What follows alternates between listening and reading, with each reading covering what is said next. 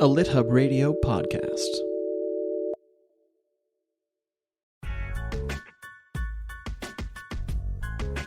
Hello, journeyers, excavators, and writers who write memoir as an act of service. I am Brooke Warner, one half of this Memoir Nation show, here with Grant Faulkner, as always. And Grant, it seems that you and I have been circling the topic of writing as healing, writing as reclaiming, really ever since Amanda Knox came on the show and we asked her a question in this vein, but just like what it means to reclaim. And now with today's guest, Julie Lythcott-Haims, she spoke about this notion of writing as an act of service. And so I love this because I kind of want to blend it all together. But because we sort of approached this whole thing as, memoir as an act of healing, and then Julie ended up reframing it for us, I still want to come back to this idea about like why certain memoirists think that memoir as healing is so fraught. And I've come to think that part of the problem is that the more serious the writer, or maybe the more old school the writer, the more they're likely to bristle at the notion of writing as healing, like that somehow that takes away from the seriousness of the endeavor itself. And that harkened back to Salman Rushdie on Terry Gross, because he pushed back hard against the idea. But again, he sees himself, I think, first and foremost as a writer of novels. But many memoirists and lots of our listeners see themselves first and foremost as a person who has gone through something. And a lot of times they want to come to the page and tell their story because they're trying to make sense of their past. And then the experience itself is transformative. And then by its very nature, it's healing. So I want to just ask you, Grant, since you're a novelist at heart, someone who's increasingly gotten into memoir and been writing your own memoir, do you have preconceived notions, or did you, about memoir as healing? Yeah, thanks for this question, Brooke, because I never thought about it exactly in the terms that you put it. When people have said to me, oh, I bet writing is therapeutic, I've definitely always bristled. And it's exactly for the reasons you say. I've always thought of myself as a writer first, and I don't necessarily write to heal, but to discover and try to tell my truths and serve my story, no matter how painful it might be. And if this turns out to be therapeutic and healing, then great. But the motive to write for therapeutic reasons has just never been that high on my list. So I'm a little bit more like Salman Rushdie on this subject.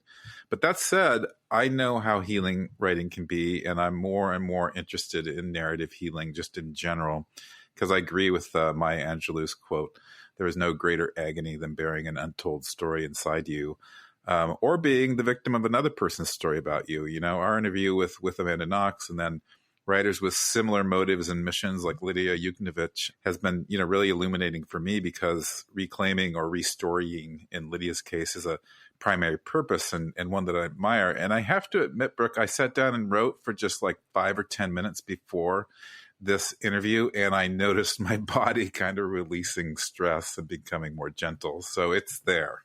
Yeah, that is really fascinating, just like on a physiological level. And I'm going to bring this back to today's guest, Julie. Her book, Real American, traces her journey from self-loathing to self-love, feeling not Black enough among Black peers and not white enough in the dominant culture, and then grappling with that pain of the in-between space. And she has said in another interview that I read that she wrote the memoir to confront shame, loneliness, and internalized self-rejection.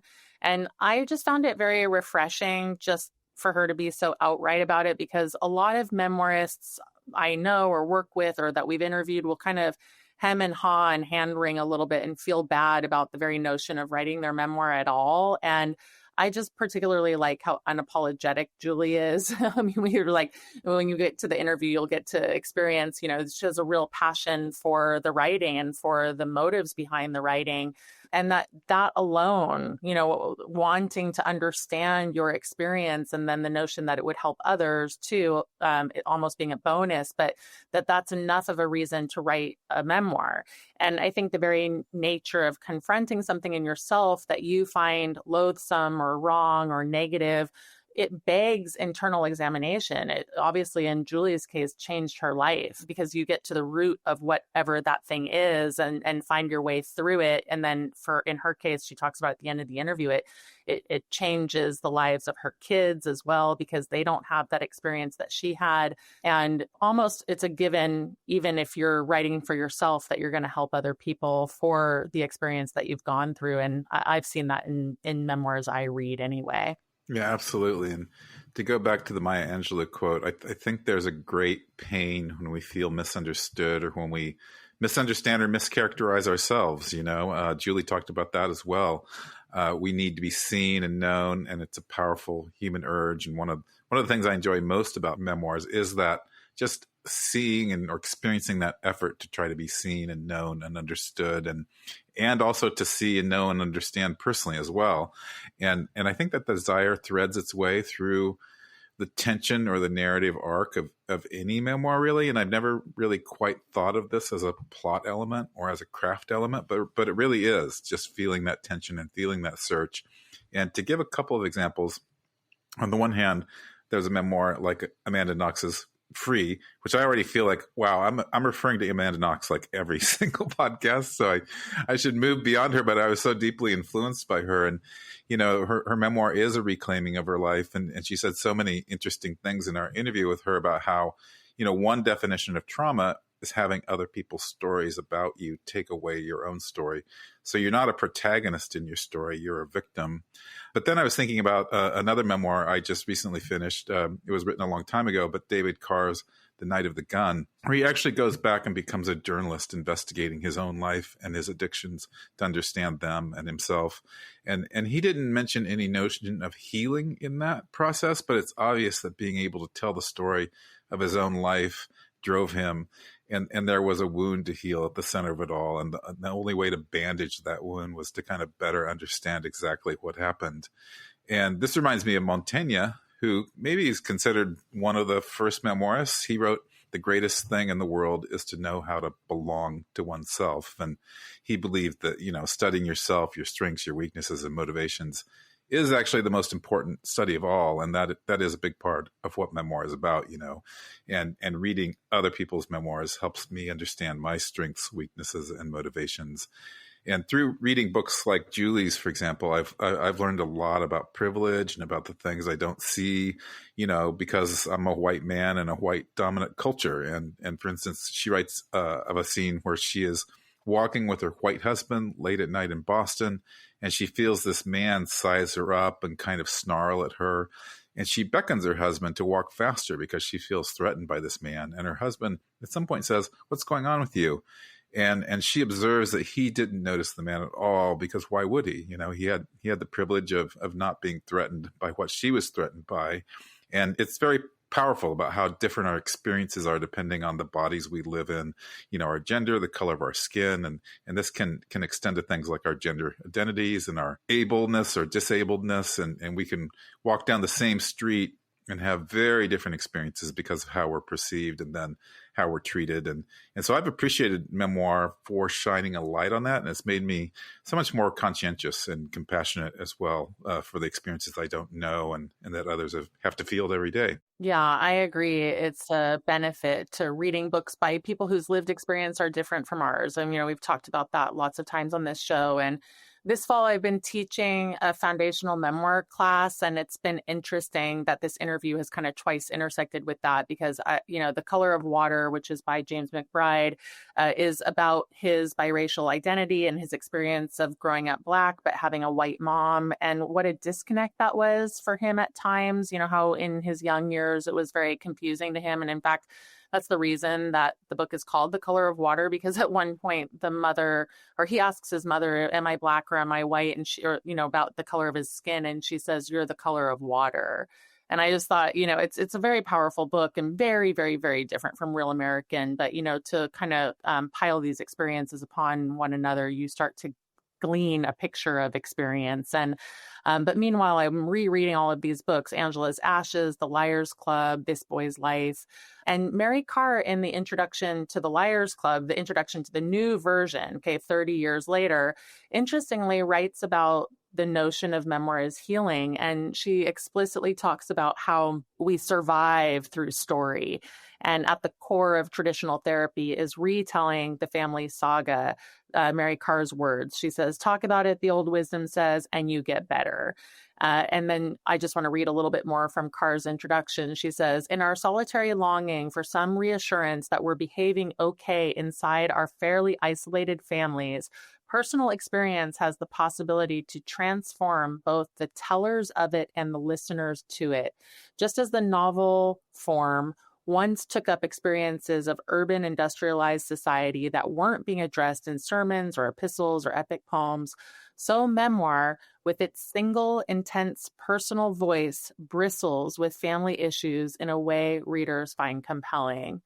And so it's really powerful, right? I mean, we've said this and we're saying it again, but this experience, of writing, of retelling our story transforms us, it transforms our readers.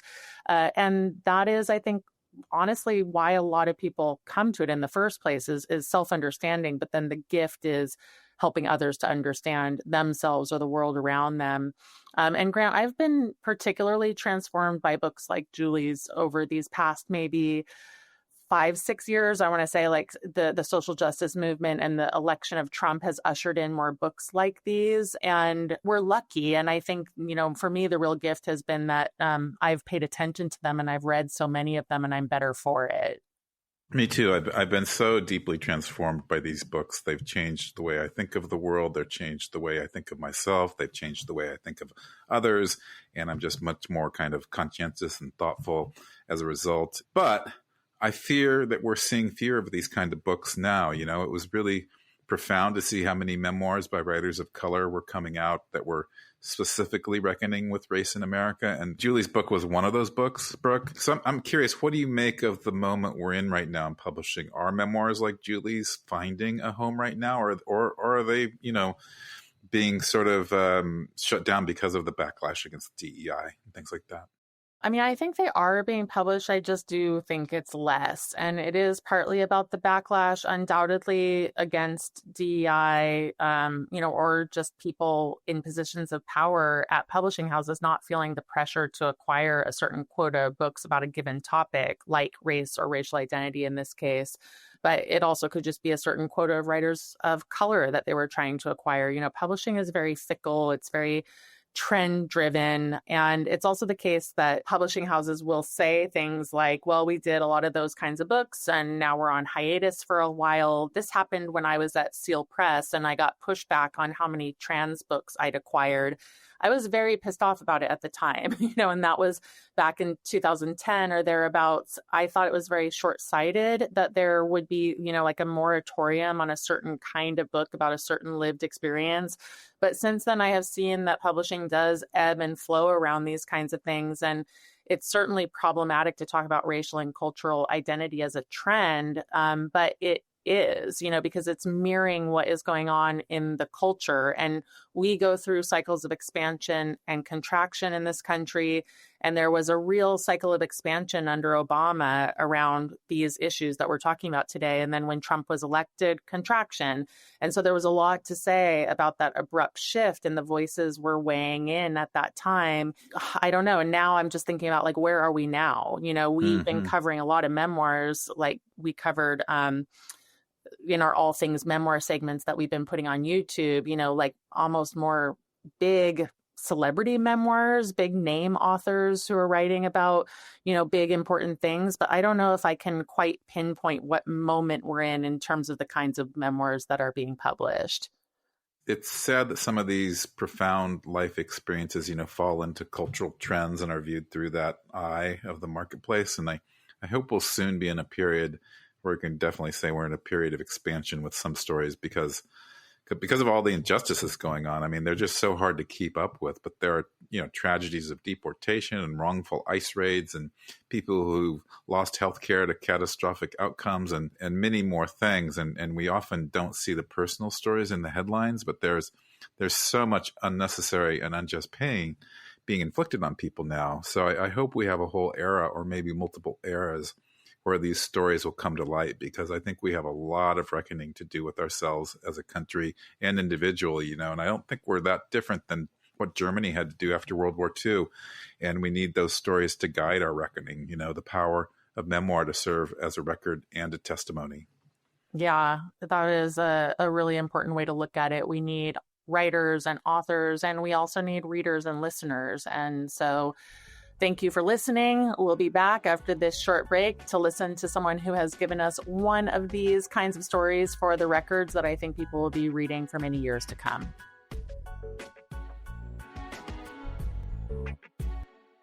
Well, Brooke, I'm always so pleased when we have a sponsor whose products and services I've actually used and enjoyed independently.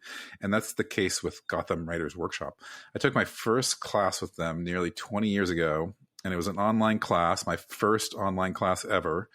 And I had my MFA at the time, and I have to say that my Gotham class was as good as any of my MFA classes. And in fact, the great writer Manuel Gonzalez taught it.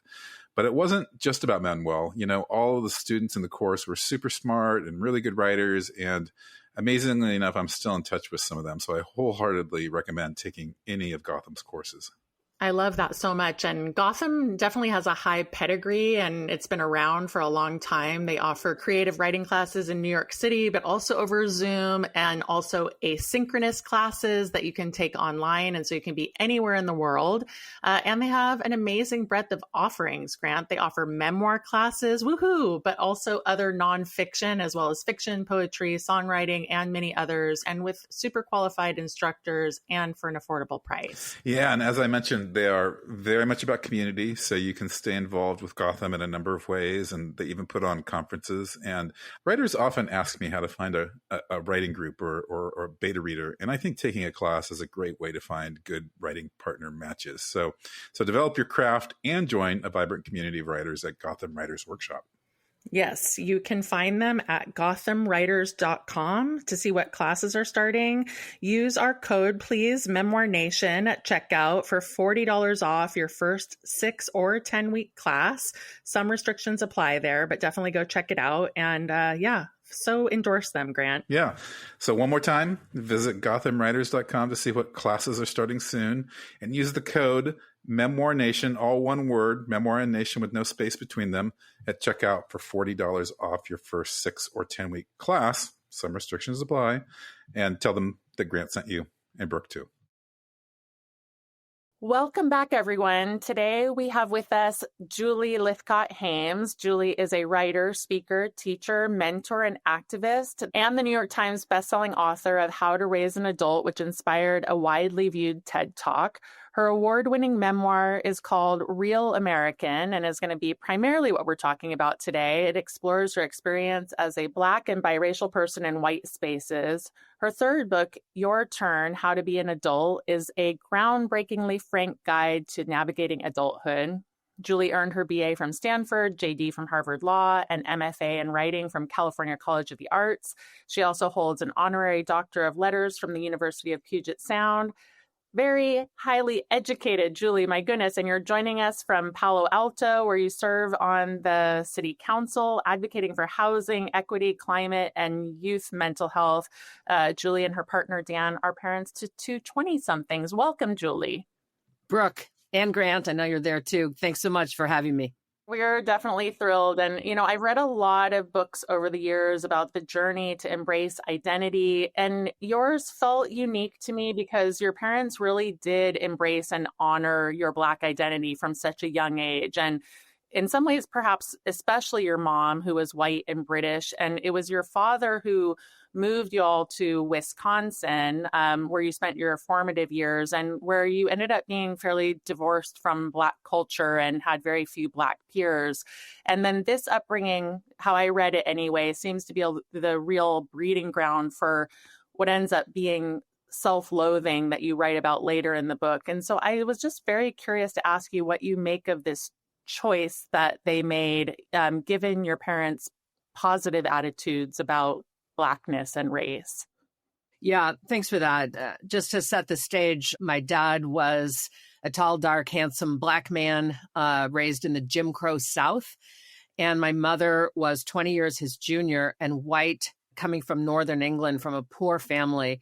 What I know now is both of my parents were survivors, and they crafted an adult life based on the lessons they had learned in very tough, often violent childhoods. And so for them, success was, nobody will hold me back. Nobody will tell me I can't live in a certain place. We will be the Black family that moves out into this Midwestern suburb and take pleasure in the fact that, nobody can tell us we can't own this home. They were sort of defiant survivors, and I applaud that. And yet, to be their child, to be plunked down in the middle of cornfields, quite literally, to be the only child of color in a high school of 1,200 people was an extremely alienating experience and did damage my psyche, my sense of self. What I'm trying to say is I think my parents were doing the best they could. They were deploying the lessons they had learned the hard way about how you survive. And yet it was hard to be a child, sort of living the consequences of those choices. I've tried to make better choices on behalf of my own multiracial kids. I think I've made some improvements, but, I know they'll point to things that I could have done better in terms of, their racial and cultural acculturation in terms of where we've chosen to live here in the Bay. Well, Julie, your book was published in 2018, and there was such a zeitgeist moment there right after Trump was elected when we saw a lot of memoirs by writers of color talking about all variety of experiences around race in America. Can you talk about publishing this book during that time? And did you realize you were among a, kind of a chorus of voices rising up to speak about this kind of lived experience? Grant, actually, the hardback came out in 2017. Which makes it even more prescient, I think, because I was writing it. It was my MFA thesis at CCA, and which I achieved that degree in 2016. So I'm writing it in 2016 as Trump was emerging as the likely candidate for the Republicans. And toward the end of the book, because it is largely chronological, toward the end, as I'm emerging into a more self-loving, determined Blackness, I'm watching our nation return to an ideology of white nationalism and white supremacy. And I call out those examples of, what happened to Trayvon Martin and what happened to Tamir Rice, what happened to Michael Brown. Like, these are vignettes in my book as I respond to them as a Black mother. And then I start to mention Trump in my book. So I turn in my manuscript, and again, this is 2016, and my editor cautions me against having so many references to Trump. She says, by the time your book is published in 2017, he will just be a footnote to history. As we know, it didn't turn out that way. On the pages of Real American, I'm using the term white supremacy. And it was a time when to use that language was to make many say, Julie, you're overreacting. Julie, what are you talking about? Julie, why do you see things through this lens of race? And so I feel quite vindicated in, the least way I wanted to, which is to say, I was right. I felt this coming. I felt the insurrection coming in my bones. I knew they were going to take to the streets. I knew they were going to, do something. I didn't know where. I didn't know it'd be the Capitol, but I knew there'd be Confederate flags and a noose and maybe a swastika. All of that played out. So, in some ways, my memoir is me like showing the receipts. When people say no one saw this coming, I'm like, read Real American, written in 2016, published in 2017. So to the larger question, Grant, I did not know that so many others were writing their books that would come out in this moment, which is to say, I did not know people who actually were, but I am not surprised that people were.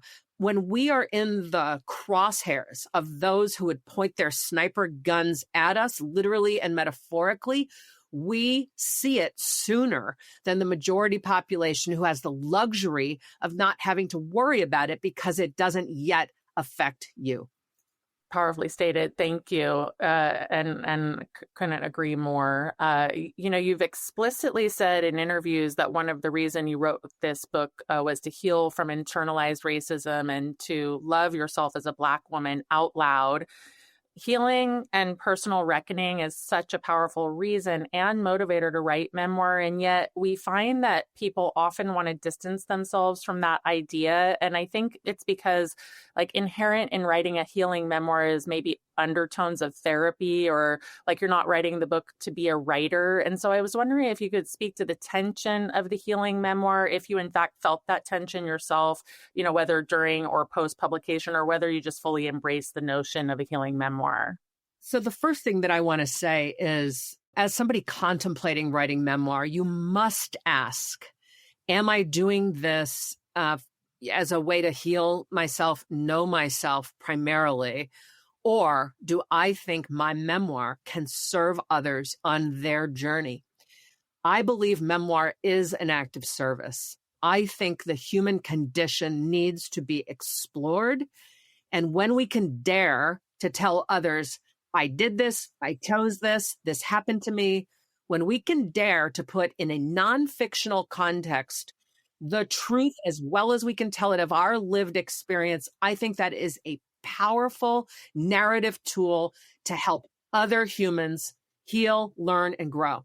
So that's my thing. Memoir is an act of service. If you're not confident that your memoir will serve other communities similar to yours or relatable to yours, like just write in your journal, okay? Get it out of you. That's valid. Let it be the therapy that it can be, but publish it as memoir if you are confident it will serve. The second thing I will say is, the quality of the writing is everything. I think, a healing and personal reckoning told in a beautifully narrated way is ultimately what turns the page. And so active service combined with excellent writing, according to the various rules and opinions we have about that, that's the powerful combo. I love that you say memoir is an act of service. And Brooke and I often talk about how memoirs have literally changed the consciousness of our culture and changed policy in the end. And you write in your book about microaggressions and you're skilled at showing how these show up, how you're sized up, how you get discounted, how also you can be overly praised, like someone insisting you're so articulate. And this is a sort of complementary question to my earlier one about the timing of publication, because you published this book before the social justice movement of 2020 and before the kind of real tangible rise of DEI in this country. And I wonder if those two things, the social justice movement and the rise of DEI, felt like a validation of your work and your work being in service, or like a broader, population was, they were finally getting it and reckoning with what you wrote about in your memoir. 100% Grant. My memoir definitely had its moment amplified by the murder of George Floyd, the rise in consciousness around brutal racism, the rise of white supremacy, police brutality, microaggressions, the validation of the DEI philosophy. And I'll tell you how I know it. I started getting calls from corporations. I remember being asked to come to Genentech, right? A biotech company here in the Bay Area. Will you help us think through our issues around race? And it was a wonderful conversation. And one of the points I made, these are folks in a biotech context trying to do the right thing around hiring and retention. And I said, you know what?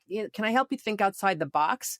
You sit atop an industry that has its roots in the exploitation of Black bodies, like the Tuskegee syphilis study and the way in which Henrietta Lacks's cells were used, these amazing HeLa cells, she was not compensated. Like, we just have, those are two tiny, big examples of a long suite of things that were done to Black people in the name of advancing medicine.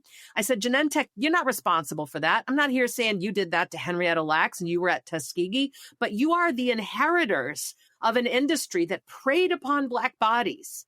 Okay, so what can you do to really be about DEI in this moment? It's not just about hiring and retention.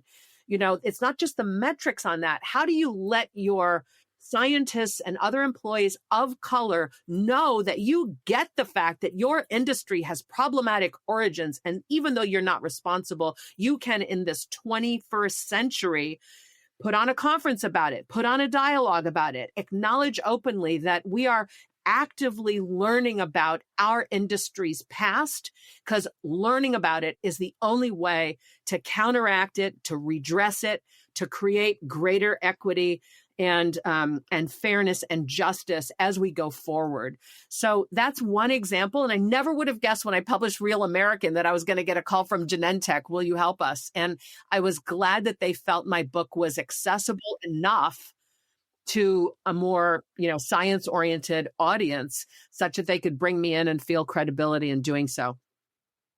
That's fascinating. And what a great story. Yeah. And that was one of the best things to come out of DEI, of course, just all of these companies. And I think, even though we're in this sort of crazy backlash moment, I do think that those lessons are resonant and making an impact. So it's important work.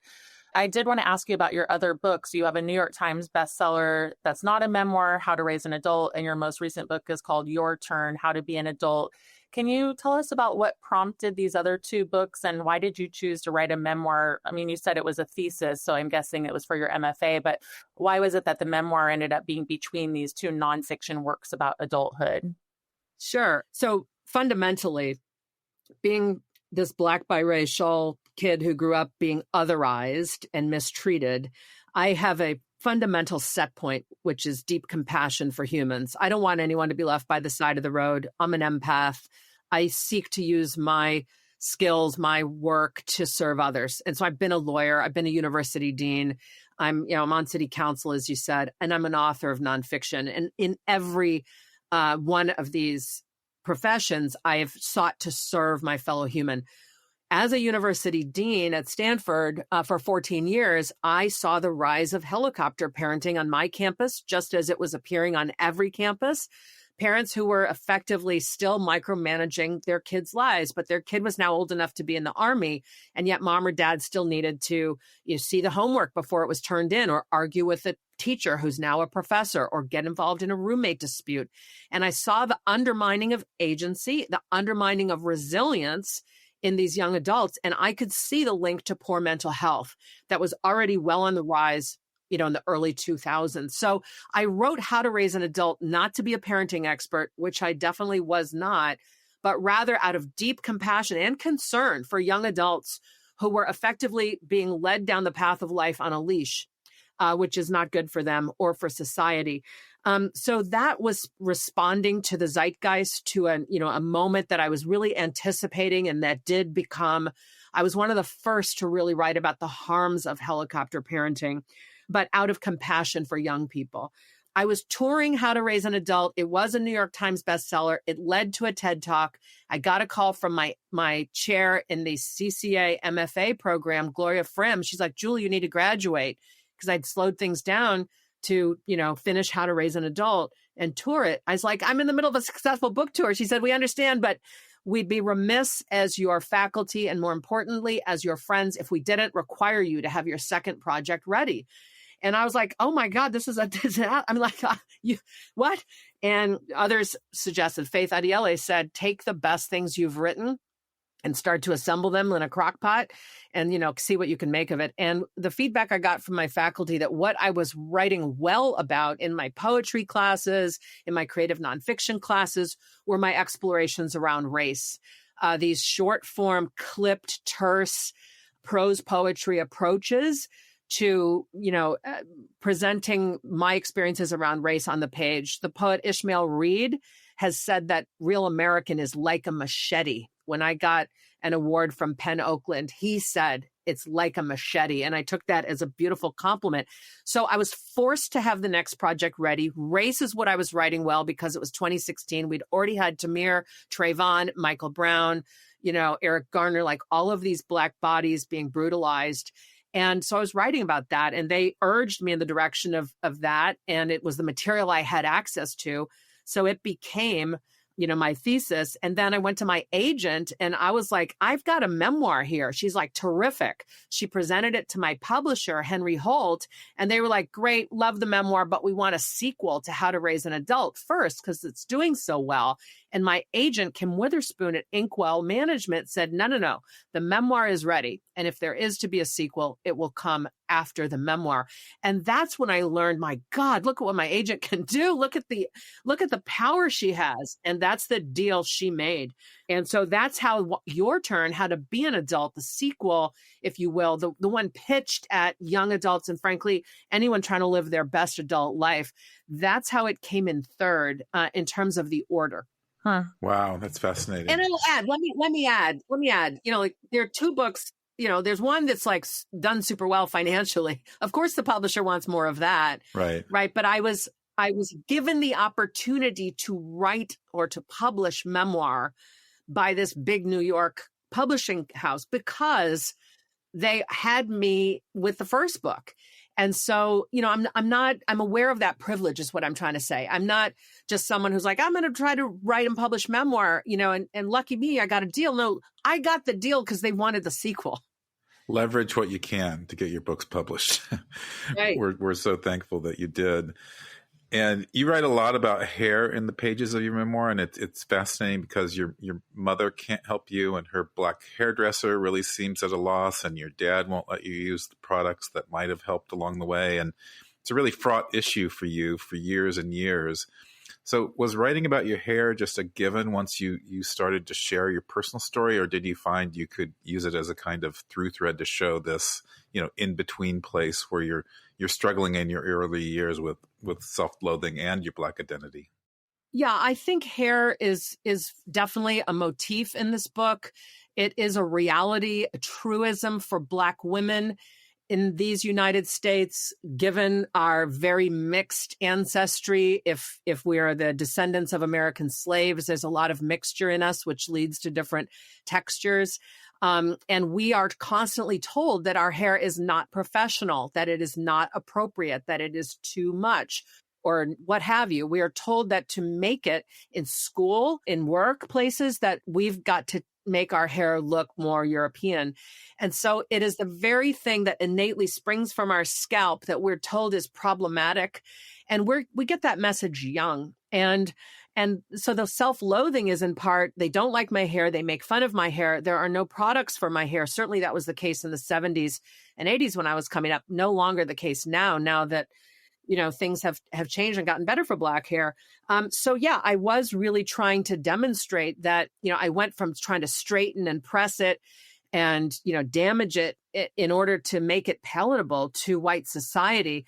By the time I became this self-loving Black biracial woman who in my late 30s could embrace my Blackness, my biraciality, my light skin, my white mother, I was also wearing my hair natural. And I have continued to this day with a few blips here and there just for fun of straightening it, but not in any permanent way.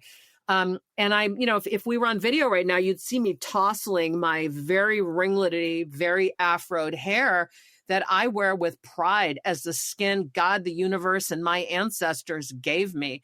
There is no greater way to say, I love who I am, I like who I am, than to step out in the world looking the way you want to look.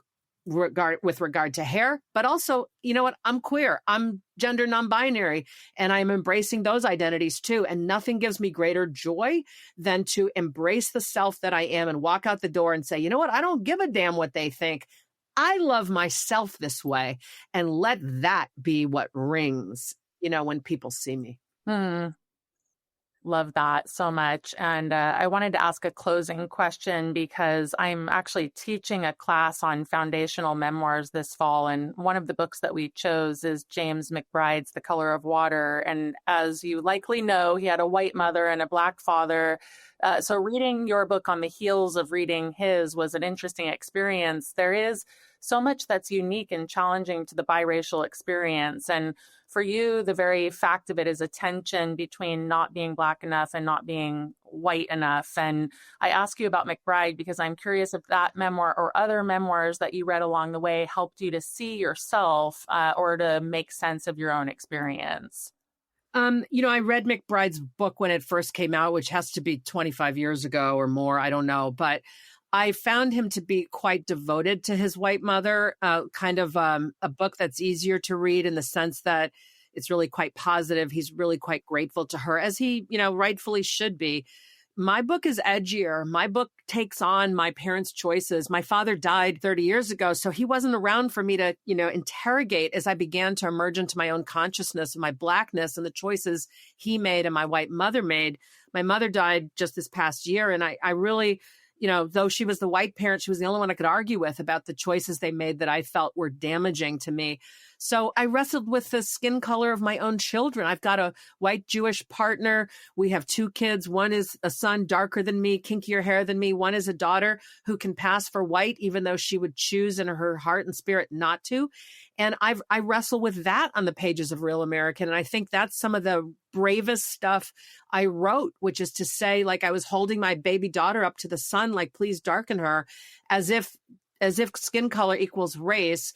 It's so much more complex than that. It was really my own self-loathing. Like, I am so not Black that I failed to pass on Black enough genes to my child. I wanted my child, particularly my daughter, to resemble me because I felt so alone on an island by myself. My mother could not join me there, nor could my father. I desperately wanted a girl child who would look just like me so I could pass on my hard-earned lessons to my baby girl. And she didn't end up looking that way. But I knew I had to do the work on myself because I did not want to pass any of that implicit self-loathing onto my beautiful child. And I've done that work. And I'm delighted to say that my daughter has a greater awareness and self-love and consciousness around her ancestral Blackness. In her teens, she had that. I didn't get there till 38 years old. My daughter, the next generation, has, benefited from many of the lessons and heartache that I was able to bring to parenting that child. Yeah, that's beautiful. It also just shows too about this, the power of awareness and what we get to pass on. So thank you, Julie. And I love that this book is this relevant and, like you said, prescient this many years later. So thanks for coming to talk to us about it. You're welcome. I wanted to say one other thing about the 3 personas that you inhabit when you're a memoirist. When I've taught memoir, I hone in right away on what's the difference between fiction and nonfiction. Some people think it's just about changing a few words here and there. Obviously, it's not. In fiction, you create a universe of your own, and you get to invent everything: the mythology, the language, the characters, the settings. It could be any. You're obligated to go to all of it. In nonfiction, we are limited to the truth as best as we can recall it. And that constrains what we can say our characters, said, did, or thought, or felt. In nonfiction, in memoir, we can only know what we, the main character, felt, intended, right? With everybody else that we're writing about in our book, we cannot impute intent or feelings. All we can report on is what they said and what they did to the best of our recollection. It's quite limiting compared to fiction. It requires you to report from the body. What do you recall they said? What do you recall they looked like as they said it? And it's a difficult constraint, but I think it disciplines us in a beautiful way as memoirists. And I would say I have this philosophy of that we inhabit 3 personas as memoirists. We are simultaneously the author who has decided to write this thing, the main character of this thing, and we're creating the narrative voice that will tell how the main character went through life. And so it's like, is the author me today in 2025 ready for the character me to have this aspect of my life narrated by the narrator who is me? All of those personas have to be in dialogue with each other. And ultimately, it's the author who has to say, like, yes, I lived this and I'm ready for me to narrate to the world that this was my reality. And unless you're ready to inhabit all of those personas, not just the main character, not just the narrator, but the author in the present moment, you're not ready to write memoir. If you're not ready for your scariest stories to be on the page, the ones that most relate and most be of service to your fellow human, you're not ready for memoir. Take it to your journal. I love it, Julie. Thank you so much. Thank you for speaking so passionately about memoir as an act of service. I'll carry that with me. Thank you, guys. I appreciate the opportunity to be with you and your listeners. Thanks so much. Us too, Julie. Thank you. We'll be right back with today's book trend.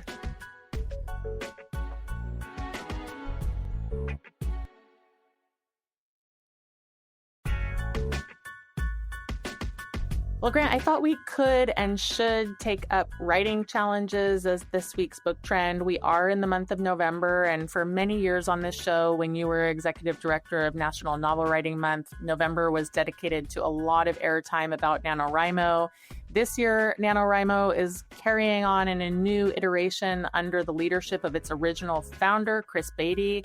And you mentioned to me that there have been a lot of spin-offs and people running with all kinds of writing challenges. So I thought it would be kind of fun to hear from you what your reaction is to these writing challenges, and maybe also share with our listeners about what your involvement has been with NaNoWriMo 2.0.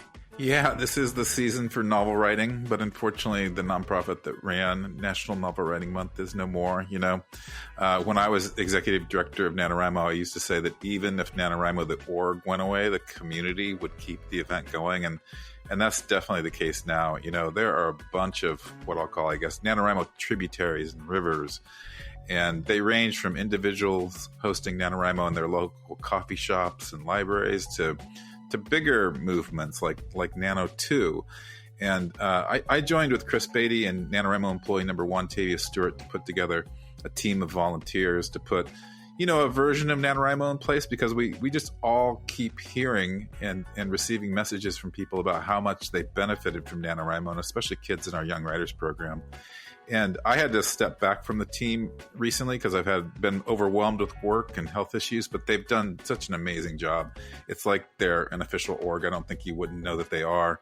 So listeners, check out nano2.org and sign up to write your novel. It's not too late, right? We're still in November. Yeah, not even halfway through November by the time this episode comes out. So absolutely get out there. And Grant, this is also an opportunity to talk about our January writing challenge, Jan Your Story, which we're launching in 2026, our inaugural challenge to support writers to write 500 words a day in January.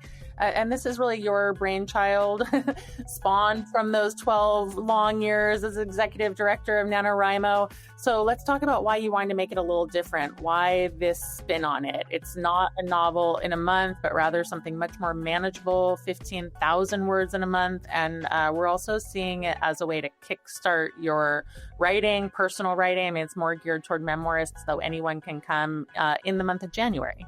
Yeah, I definitely wanted it to be a little different for the memoir writing crowd.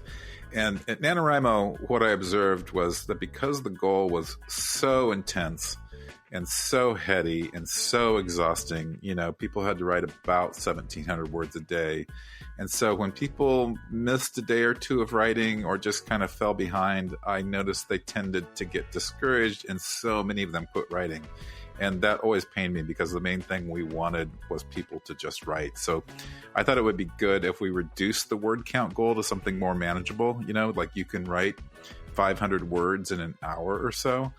And I also want to emphasize writing streaks, I think what really matters is showing up regularly for your story and creating some kind of momentum for it every day. In fact, momentum, I'm keying in on that word as the key to writing success, showing up and creating momentum so you show up tomorrow. Yeah, I mean, showing up is literally half of it. And Grant, we're starting to see a lot of signups and RSVPs for Jan Your Story. So, dear listeners, if this appeals to you, you want to see what it's all about, just go to our website, memoirnation.com, click on the community menu up at the top of the site. And then you'll see that you have to sign up for an account. But once you get in there, you'll see the Jan Your Story stuff where you can RSVP. There's really quite low risk to this entire thing. We're just looking forward to getting together in January, reporting our progress, getting some milestone rewards along the way.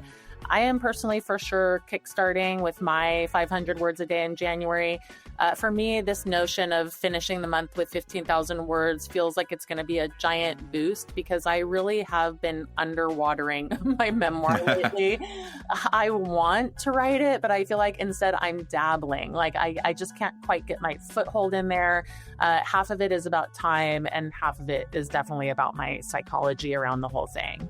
Well, Brooke, I love the word underwatering. Let's save that. I am also underwatering my memoir, and dabbling sounds about right. Right way to describe it, and that actually hurts me because it's. I want to make it a priority, and that is part of the reason that we're putting on January stories. Like, make it a priority for a month.